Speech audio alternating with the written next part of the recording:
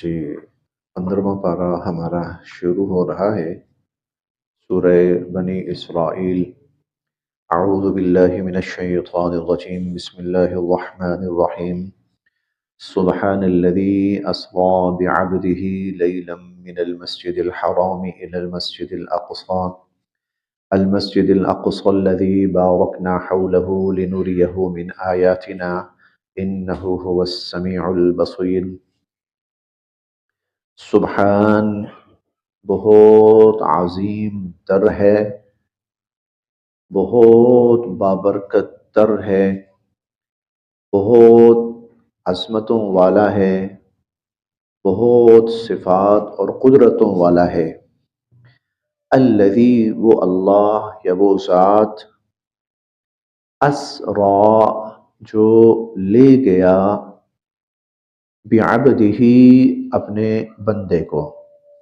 اسرا اسرا سے ہے، اسرا مصدر ہے، اس کا مطلب ہی ویسے رات کو لے کے جانا ہوتا ہے۔ رات کا سفر اس کو اسرا کہا جاتا ہے۔ فَأَسْرِ بِعِبَادِي، آپ راتوں رات لے چلیے میرے بندوں کو۔ تو اسرا لے چلا، بعبدہ اپنے بندے کو، لیلاً راتوں رات یا رات کے ایک حصے میں، من المسجد الحرام مسجد حرام سے، الی المسجد الاقصی مسجد اقصی کی طرف۔ الذی وہ مسجد اقصی، بارکنا ہم نے برکتیں رکھی ہیں، حولہ جس کے ارد گرد۔ الذی بارکنا حولہ جس کے ارد گرد ہم نے برکتیں رکھی ہیں، لنریہ تاکہ ہم دکھائیں آپ کو، نبی علیہ السلام کو، لنریہ تاکہ ہم آپ کو دکھائیں، من آیاتنا من سے، آیات نا اپنی۔ من یہاں تبعیضیہ ہے، تبعیضیہ کا مطلب ہوتا ہے کچھ، بعض۔ لنریہ من آیاتنا تاکہ ہم کچھ اپنی آیات، اپنی قدرت کی کچھ نشانیاں آپ صلی اللہ علیہ وسلم کو دکھائیں۔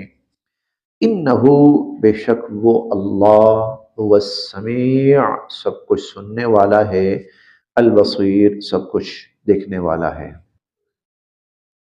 یہ سورہ بنی اسرائیل ہے اور یہ مکی دور کے آخر میں نازل ہوئی ہے، اور جب حضور علیہ السلام کو اللہ رب العزت نے معراج کی سعادت سے سرفراز فرمایا، تو اس کے بعد پھر اس موقع پر یہ سورہ مبارکہ نازل ہوئی، کیونکہ اس کے بعد پھر بہت تھوڑے وقت کے بعد، چند ماہ کے بعد، پھر نبی کریم صلی اللہ علیہ وسلم ہجرت فرما گئے تھے مکہ سے مدینہ۔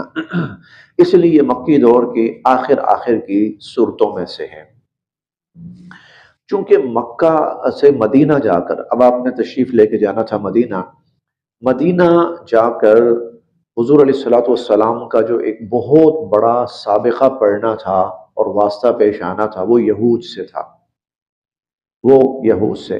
اسی لیے اگلی ہی آیت سے اب یہود اور بنی اسرائیل کا تذکرہ شروع ہو جائے گا۔ ان کو بتانا یہ تھا کہ اللہ کے نبی آ رہے ہیں تمہاری طرف، اور یوں سمجھ لیجئے کہ آخری موقع ہدایت کا وہ آ رہا ہے تمہاری طرف۔ وہ آج کے سبق میں آئے گا انشاءاللہ العزیز۔ جو سورت شروع ہوئی ہے تو یہ سفر معراج کے تذکرے سے شروع ہوئی ہے، اور یہ حضور علیہ السلام کی صفات میں سے، بلکہ آپ کی خصوصیات میں سے ہے کہ اللہ رب العزت نے آپ کو کائنات کے ایک بڑے حصے کا سفر فرمایا آپ کا، اور آپ کو ایک بڑے حصے سے روشناس کرایا اور متعارف کروایا، جہاں تک اس سے پہلے کسی انسان کی رسائی نہیں تھی، نہ اس سے پہلے تھی اور نہ اس کے بعد۔ یہ حضور علیہ السلام کے معجزات میں سے ایک بڑا معجزہ ہے، کیونکہ کفار نے انکار کیا تھا اس کا، اور مشرکین ماننے کو تیار نہیں تھے، اور مسلمانوں کے ذہنوں کے اندر بھی وقتی طور پر ایسی بات آئی تھی کہ یہ تو بہت بڑی بات ہے، یہ تو آسمان پہ جانا یہ تو بہت بڑی بات ہے۔ چلیں فرشتہ آتا ہے آپ کے پاس وحی لے کر اللہ کی طرف سے، بات ٹھیک ہے، تو وہ انکار نہیں تھا کسی کے ذہن میں، انکار نہیں تھا، لیکن تھوڑا سا تذبذب سا تھا، یہ تو بہت بڑی بات ہے۔ مشرکین کو موقع مل گیا، وہ کہنے لگے کہ یہ بڑا اچھا موقع ہے، یہ اتنی بڑی بات کہہ دی ہے کہ کوئی بھی نہیں مانے گا۔ تو ابو جہل تو خصوصاً بھاگا ابو بکر صدیق رضی اللہ عنہ کو بتانے کے لیے کہ لو بھائی سنائیں، اور تمہارے ساتھی کیا کہہ رہے ہیں آج؟ تو پوچھنے لگے جی کیا کہہ رہے ہیں؟ کہنے لگا جی میں آسمان پہ گیا ہوں، اور آسمانوں سے اوپر اور جنت اور جہنم کے سدرۃ المنتہا اور یہ سارے مناظر میں دیکھ کر آیا ہوں، اور ان سارے مقامات کی سیر کر کے آیا ہوں۔ سیدنا ابو بکر صدیق رضی اللہ تعالی عنہ، ان کو اللہ رب العزت نے نا بڑے مواقع کے لیے منتخب فرمایا تھا۔ یہ ان کی ایک بڑی خصوصیت ہے، بڑے مواقع کے لیے، کہ جب کوئی بہت بڑا موقع آئے گا کہ عام جو لوگ ہیں شاید ان سے وہ موقع نہ سلجھ پائے، نہ سنبھال پائیں، پھر ابو بکر صدیق وہاں سنبھالیں گے۔ چنانچہ ہجرت کا یہ جو ہجرت کا موقع تھا بہت بڑا موقع تھا، معراج کا موقع تھا بہت بڑا موقع تھا، نبی کریم صلی اللہ علیہ وسلم کی رحلت کے بعد امت کو سنبھالنے کا موقع تھا، بہت بڑا موقع تھا۔ صدیق اکبر کو اللہ نے خصوصاً ایسے مواقع کے لیے منتخب فرمایا تھا۔ تو وہ فرمانے لگے کہ واقعتاً میرے ساتھی نے کہا، حضور نے کہا بالکل، انہوں نے کہا چل کے پوچھ لو۔ تو وہ کہنے لگا کہ انہوں نے کہا تو اللہ کی قسم بالکل سچ کہا، کیونکہ روز ان کے پاس فرشتہ آتا ہے، آج وہ چلے گئے تو کون سی بڑی بات ہے، فرشتہ بھی تو وہیں سے آتا ہے نا، تو روز وہ آتا ہے، آج یہ چلے گئے تو کون سی بات ہے۔ تو اللہ رب العزت نے یہاں پر حضور علیہ الصلوۃ والسلام کی اس خصوصیت، اس معجزے کا تذکرہ فرمایا، لیکن اس میں جو اصل سمجھنے کی چیز ہے، جس لفظ سے شروع کیا وہ لفظ ایک بہت بڑی حقیقت واضح کرنے کے لیے، اور وہ یہ کسی انسان کے بس کی بات نہیں ہے کہ وہ جا سکے، نہیں جا سکتا۔ ہاں یہ اللہ کی قدرت ہے کہ وہ لے جا سکتا ہے، اور وہ لے کر گیا، اس لیے کہا سبحان الذی اسریٰ، وہ بہت بڑی ذات ہے، وہ بہت بابرکت ذات ہے، وہ بہت عظیم ذات ہے، وہ بڑی قدرتوں والی ذات ہے۔ الذی اسریٰ بعبدہ، جو اپنے بندے کو لے گئی لیلاً، رات کے ایک حصے میں، من المسجد الحرام، مسجد حرام سے، الی المسجد الاقصی، مسجد اقصی تک لے گئی۔ یہاں پر جو تذکرہ ہے وہ صرف اتنا ہی ہے، مسجد حرام سے مسجد اقصی، اس کو کہا جاتا ہے اسراء۔ اسراء یعنی جو زمینی سفر ہے، مسجد حرام سے مکہ سے فلسطین تک، مسجد اقصی تک۔ اب یہاں سے آسمانی سفر شروع ہوا جس کو معراج کہا جاتا ہے، اس کا تذکرہ احادیث مبارکہ میں حضور علیہ الصلوۃ والسلام نے فرمایا، یا پھر لنوریہ من آیاتنا، اس کے اندر مختصراً اس کا تذکرہ ہے تاکہ ہم حضور علیہ الصلوۃ والسلام کو اپنی قدرت کی نشانیاں دکھائیں۔ اور پھر یہ مسجد اقصی کا تذکرہ خصوصاً کیا ہے کیونکہ آگے جو گفتگو چلنے والی ہے نا، اس میں اس مسجد اقصی کا تذکرہ بہت زیادہ آئے گا، اگلی جو گفتگو ہے، اور خصوصاً جو یہود تھے، یا یہود بھی اور نصارہ بھی، ان کے لیے مسجد اقصی ایک بہت بڑی اہمیت کی حامل تھی، اہمیت کا مقام تھا ان کے لیے۔ ان کا آپ یوں سمجھلیے کہ مذہبی، ایک جس طرح ہمارا خانہ کعبہ ہے نا، خانہ کعبہ مکہ ہے، ان کا یہ فلسطین، یروشلم، یہ علاقہ جو ہے، اور مسجد اقصی جو ہے، بیت المقدس جو ہے، ان کا وہی تھا، ان کے لیے وہ عظمت رکھتی تھی وہ جگہ۔ تو اب بتانا یہ تھا کہ بھائی آج تک جہاں پر تمہارا اقتدار تھا، تسلط تھا، اب اس کا خاتمہ، اور اب اللہ تعالیٰ یہ سب حضور علیہ الصلوۃ والسلام کو عطا فرمانے لگے، اس لیے وہاں سے یہاں لے کر آئے کہ وہ تو ہے ہی ہے، اب یہ بھی آپ کا۔ چنانچہ مسجد اقصی کے اندر بہت بڑے اجتماعات ہوئے اس موقع پر، اور ان اجتماعات میں انبیاء علیہم السلام کو اللہ نے جمع فرمایا، اور ان سب انبیاء علیہم السلام کی ساری گفتگو کا خلاصہ یہ تھا کہ بھائی آج تک ابراہیم علیہ السلام کا کچھ نام تھا، موسیٰ علیہ السلام کی شریعت چل رہی تھی، عیسیٰ علیہ السلام کی چل رہی تھی، اب سب ختم، اب ہم سب حضور کے پیچھے کھڑے ہو کر نماز پڑھنے لگے ہیں، اس لیے کہ اب سب کے امام یہ ہیں۔ سبحان الذی، بہت بابرکت عظیم تر قدرتوں والی ذات ہے، اسریٰ بعبدہ، جو راتوں رات لے چلی اپنے بندے کو من المسجد الحرام، مسجد حرام سے، الی المسجد الاقصی، مسجد اقصی کی طرف، الذی بارکنا حولہ، وہ مسجد اقصی جس کے ارد گرد ہم نے بہت برکتیں رکھی ہیں۔ یہ جو علاقہ کہلاتا ہے بنیادی طور پر پرانی تاریخ میں وہ شام کہلاتا ہے۔ یہ علاقہ پرانی تاریخ میں شام کہلاتا ہے۔ شام بڑا علاقہ تھا۔ جیسے آج سے کچھ عرصہ پہلے نا ہندوستان ایک علاقہ تھا، اس ہندوستان کے اندر وہ علاقہ بھی تھا جو اب پاکستان کہلاتا ہے، اس ہندوستان کے اندر وہ علاقہ بھی تھا جو اب بنگلہ دیش کہلاتا ہے، اور اس ہندوستان کے اندر وہ علاقہ بھی تھا جو اب انڈیا، بھارت کہلاتا ہے۔ بعد میں یہ ٹکڑے ہوئے ہیں، پارٹیشنز ہوئی ہیں۔ تو اسی طرح شام جو تھا نا وہ بہت بڑا خطہ تھا، اس کے اندر شام بھی تھا جو موجودہ ہے، اس کے اندر اردن بھی تھا جو موجودہ ہے، یہ بھی شام ہی تھا، اس میں فلسطین بھی تھا جو موجودہ ہے، بلکہ اسرائیل جو ہے سارا وہ بھی اس کے اندر تھا۔ فلسطین بھی، اسرائیل بھی، اردن بھی، عمان بھی، شام بھی، یہ سارے علاقوں پر مشتمل جو تھا یہ ملک شام کہلاتا تھا۔ اس کو اللہ کہہ رہے ہیں بارکنا حولہ، اس سارے خطے اور علاقے کو ہم نے بڑا بابرکت بنایا ہے۔ یہ مشرق وسطیٰ بھی کہلاتا ہے، مڈل ایسٹ، اور انبیاء علیہ السلام کی اکثریت اللہ رب العزت نے وہ اس جگہ پر بھیجی ہے۔ انبیاء علیہ السلام کی بڑی تعداد وہ یہاں پر آئی ہے۔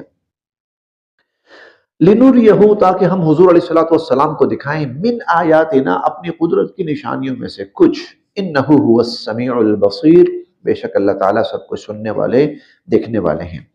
وَآتَيْنَا، اور دی ہم نے، موسیٰ، حضرت موسیٰ علیہ السلام کو، الکتاب، کتاب، اور ہم نے حضرت موسیٰ علیہ السلام کو کتاب دی، وَجَعَلْنَاهُ، اور بنایا اس کتاب کو ہم نے، ہدن، ہدایت، لبنی اسرائیل، بنی اسرائیل کے لیے۔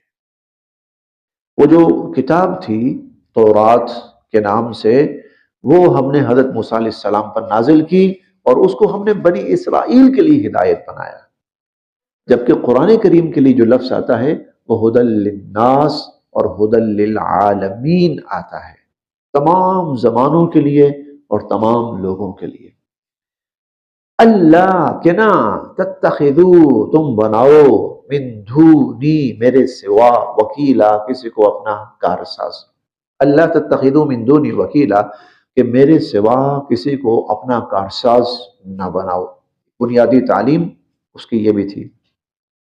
ذریتا، تم اولاد ہو، ذریتا، تم سب اولاد ہو، من، جن کو، حملنا، ہم نے سوار کیا تھا، مع نوح، حضرت نوح علیہ السلام کے ساتھ۔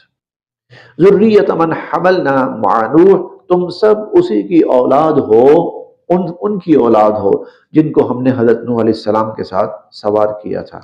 یعنی نوح علیہ السلام کے زمانے میں جب سیلاب آیا، طوفان آیا، تو ساری انسانیت تباہ ہو گئی، سب ختم، ساری نسلیں مٹ گئی وہاں پر اس سیلاب میں۔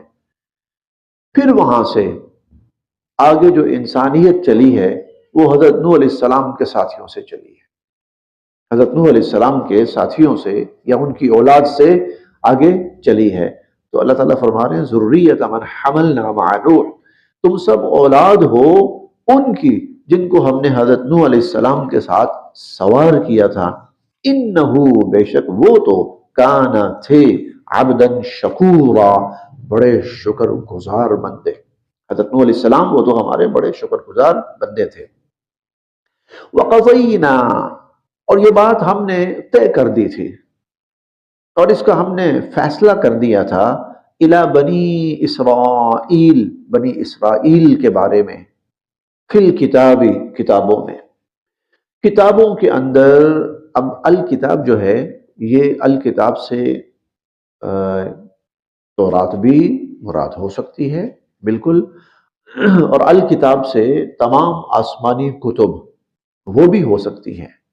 تو وَقَضَيْنَا إِلَى بَنِي إِسْرَائِيلَ فِي الْكِتَاب، تو کتاب کے اندر یا آسمانی تعلیمات کے اندر یا تورات کے اندر بنی اسرائیل کے بارے میں ہم یہ بات بیان کر چکے تھے، لَتُفْسِدُنَّ، کہ تم ضرور بالضرور فساد کرو گے، فی الارض، زمین میں، مرتین، دو مرتبہ، تم ضرور بالضرور زمین میں دو مرتبہ فساد کرو گے، وَلَتَعْلُنَّ، اور تم سرکشی کرو گے، عُلُوًّا کبیرا، بہت زیادہ، بہت بڑی سرکشی پہ اتر آؤ گے۔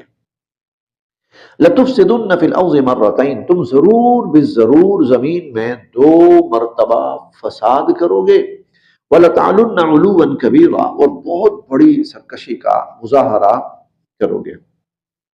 اب یہاں سے کچھ تھوڑی سی تاریخ اللہ پاک بیان فرما رہے ہیں۔ یہ بنی اسرائیل کی تاریخ ہے، اس کا خلاصہ یہ ہے، یہ میں خلاصہ عرض کر دیتا ہوں، پھر ترجمہ رہ جائے گا اس کے بعد۔ ویسے تو بنی اسرائیل مزاجن جو تھے وہ سرکش تھے، سرکش تھے، ظالم تھے، باغی تھے مزاجن۔ چنانچہ ہم نے سورہ البقرہ میں پہلے پارے میں پڑھا، ان کے بارے میں چھٹے پارے میں پڑھا۔ ایک وقت آیا موسیٰ علیہ السلام کہنے لگے فَافْرُقْ بَيْنَنَا وَبَيْنَ الْقَوْمِ الْفَاسِقِينَ، اللہ اب میرے اور ان کے راستے جدا کر دے، اللہ میں ان کے ساتھ نہیں رہنا چاہتا، بس۔ یہ یعنی اینڈ، اخیر، کہ جس نبی کو ان کے لیے بھیجا گیا وہ نبی کہہ رہے ہیں کہ یا اللہ بس میں نہیں اب ان کے ساتھ رہ سکتا، مجھے الگ کر دیں ان سے۔ اور پھر آگے جو دعا کرتے ہیں لا املک الا نفسی و اخی، اے اللہ میں صرف اپنا اور اپنے بھائی کا ان کا ذمہ لیتا ہوں، بس میں آپ کی بات مانوں گا، میرا بھائی آپ کی بات مانے گا، باقی قوم یا اللہ بس یہ نہیں ماننے والے۔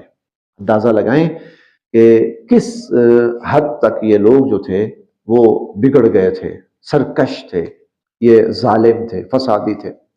لیکن بہرحال چونکہ انبیاء تشریف لاتے رہے، ان کے اندر خیر رہی۔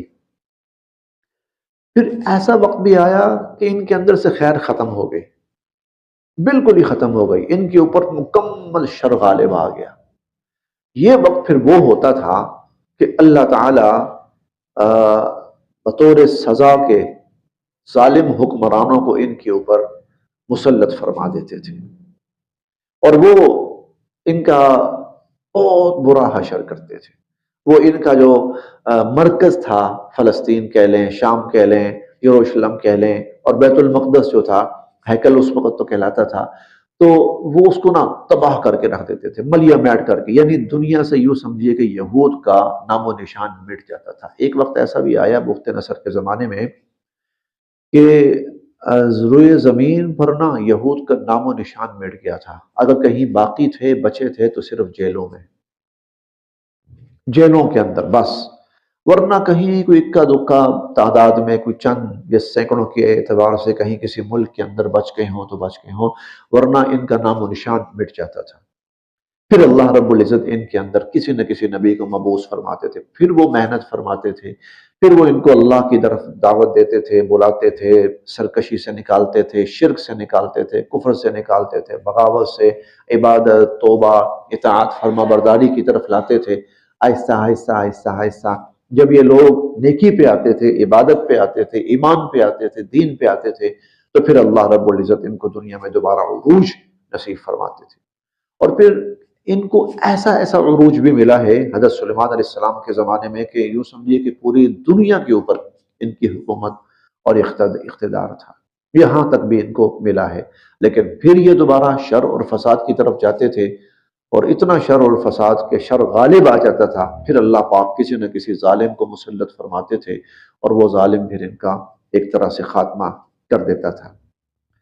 تو یہ دو مواقع بڑے آئے کہ ایک طرح سے روئے زمین سے ان کا نام و نشان مٹ گیا تھا۔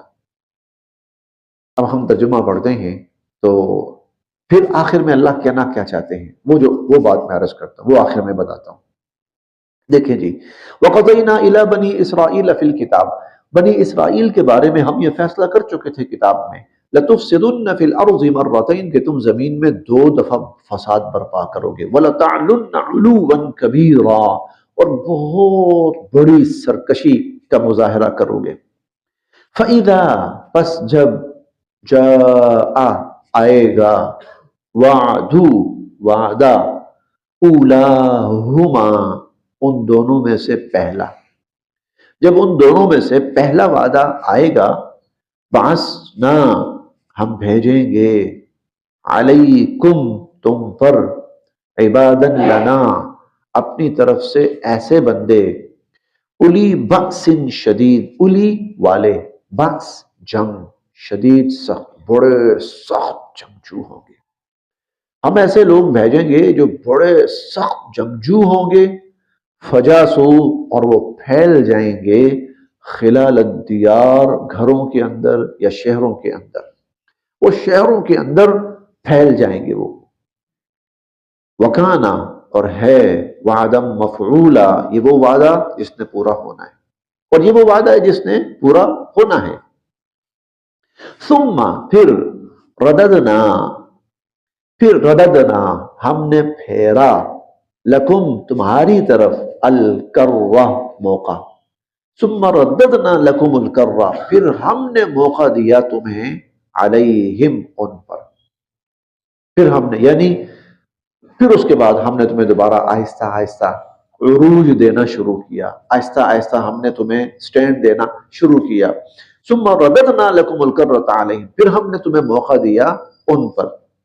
وَأَمْدَدْنَاكُمْ اور ہم نے تمہاری مدد کی بِأَمْوَال مالوں کے ذریعے، وَبَنِین اور اولادوں کے ذریعے، یعنی تمہیں معاشی قوت دی، تمہیں افرادی قوت دی۔ وَجَعَلْنَاكُمْ اور ہم نے تمہیں بنایا اکثر نفیرا تعداد میں زیادہ، اور تمہاری تعداد تمہاری نفری ہم نے بڑھا دی، یعنی ایک دفعہ تم گرے اپنی کرتوتوں کی وجہ سے، اپنی حرکتوں کی وجہ سے، پھر اس کے بعد، اور یہ یکدم نہیں ہوتا تھا، ایک دن میں نہیں ہوتا تھا، 2 دن میں نہیں ہوتا تھا، قوم آہستہ آہستہ آہستہ انحطاط میں جاتی تھی، اخلاقی گراوٹ میں جاتی تھی، جاتی 100 سال لگ جاتا تھا، اور اسی طرح پھر اٹھنے میں بھی 100 سال لگ جاتا تھا۔ یہ دن رات کی بات نہیں ہوتی تھی، گیم نہیں ہے کہ جو 5 منٹ میں ادھر ہے اور 5 منٹ میں ادھر ہے، نہیں، گرتے گرتے گرتے گرتے 100 سال لگ جاتا تھا، 150 سال 200 سال لگ جاتا تھا، اور پھر اس کے بعد اللہ تعالیٰ جب ان کو اٹھاتے تھے تو اٹھتے اٹھتے بھی بہرحال پھر 100 سال 150 سال 200 سال لگ جاتا تھا۔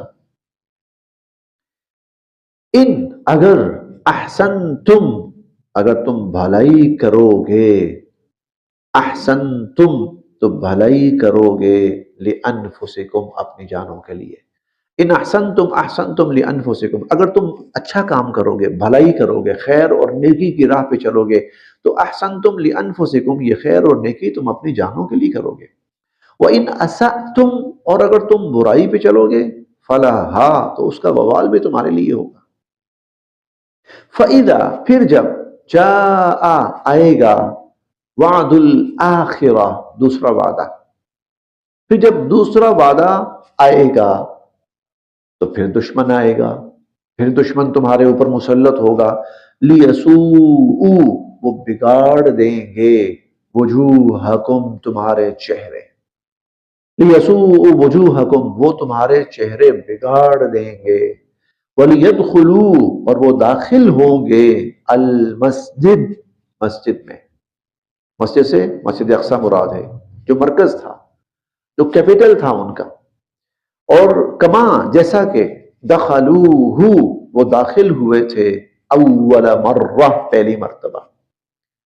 کیا مطلب داخل ہوئے تھے؟ جب بیت المقدس میں داخل ہوئے تھے تباہ و برباد کر کے رکھ دیا، ملیاں میٹ کر کے رکھ دیا تھا، نام و نشان مٹا کے رکھ دیا تھا پہلی دفعہ، اور جب دوسری دفعہ آئے ہیں تو پھر بھی انہوں نے وہی کرنا ہے جو پہلی دفعہ کیا تھا۔ وَلِيُتَبِّرُوا اور وہ توڑ پھوڑ کر رکھ دیں گے، تہس نہس کر کے رکھ دیں گے، ما علو ہر بلند نشان، تتبیرا تہس نہس کر دینا، توڑ پھوڑ کے رکھ دینا ہر علامت، ہر نشان، ہر بلند جو بھی علامت ہوگی اس کو وہ تباہ و برباد کر کے رکھ دیں گے۔ یہ دونوں مواقع گزر گئے۔ اب اللہ تعالیٰ نے ان کو بتایا، یہود کو بتا رہے ہیں ایسا ہوا، یقیناً ان کو پتا تھا ہمارے ساتھ ایسا ہوا ہے، ہو چکا ہے۔ اب جو بات اللہ تعالیٰ کہنا چاہتے ہیں وہ کیا ہے؟ اب تیسرا موقع آ گیا، اب تمہارے پاس تیسرا موقع آ گیا ہے۔ اور تیسرا موقع کیا ہے؟ نبی کریم صلی اللہ علیہ وسلم تشریف لائیں۔ اب اگر تم حضور پر ایمان لے آؤ گے، اللہ پاک تمہیں دوبارہ وہ ساری عزت، وہ سارا عروج، وہ ساری حکومتیں، وہ ساری سلطنتیں، وہ سب برکات عطا فرمائیں گے۔ اور اگر نہیں تو پھر تم انجام پہلے دیکھ چکے ہو۔ ایسا عین ممکن ہے ربکم کہ تمہارا رب ان یرحمکم تم پر رحم کرے۔ وہ کس صورت میں ہے؟ یہ پہلے پارے میں بڑی تفصیل سے پڑھا، اوفو بعہدی اوفی بعہدکم آمنوا بما انزلت مصدقا لما معکم، یہ ہم پڑھ کے ہیں، بار بار ان کو ایمان کی دعوت دی، ولا تکونوا اول کافر بہ، اور اس کے اولی منکر نہ بنو، ایمان لاؤ حضور علیہ السلام پر، قرآن پر، اللہ کے اس دین پر۔ عسیٰ ربکم، عین ممکن ہے کہ تمہارا رب ان یرحمکم تم پر رحم کرے۔ وَإِنْ عُدْتُمْ، اور اگر تم نے دوبارہ وہی حرکت کی، اور اگر تم نے دوبارہ وہی حرکت کی، عُدْنَا، تو ہم انجام بھی تمہارا دوبارہ وہی کریں گے۔ چنانچہ انہوں نے وہی حرکت کی، یہود نے دوبارہ وہی حرکت کی، اسلام دشمنی، نبی کریم صلی اللہ علیہ وسلم کی مخالفت، آپ کو قتل کرنے کی سازشیں، اسلام کے خلاف حرکات، بہت کچھ کیا انہوں نے۔ وہ تو تفصیل سے پڑھنے والا بھی ہے، پڑھ بھی چکے ہیں ہم، اور بھی پڑھنے والا ہے۔ پھر کیا ہوا؟ پھر یہ ہوا کہ ان کو مدینہ سے لے کر، یثرب کہلاتا تھا، شام تک، مدینہ سے شام، یہ یہود کا علاقہ تھا۔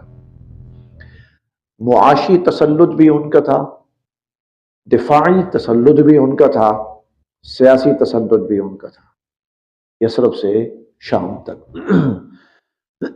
اور ان کا یہ حال تھا، سورہ الحشر میں آتا ہے کہ وَظَنُّوا أَنَّهُمْ مَانِعَتُهُمْ حُصُونُهُمْ مِنَ اللَّهِ، ان کا خیال یہ تھا کہ ہمارا جو دفاعی نظام ہے اتنا مضبوط ہے، اتنا مضبوط ہے کہ خدا بھی اس کو نہیں توڑ سکتا، خدا بھی آ گیا تو ہمارا دفاعی نظام ہمیں خدا سے بھی بچا لے گا۔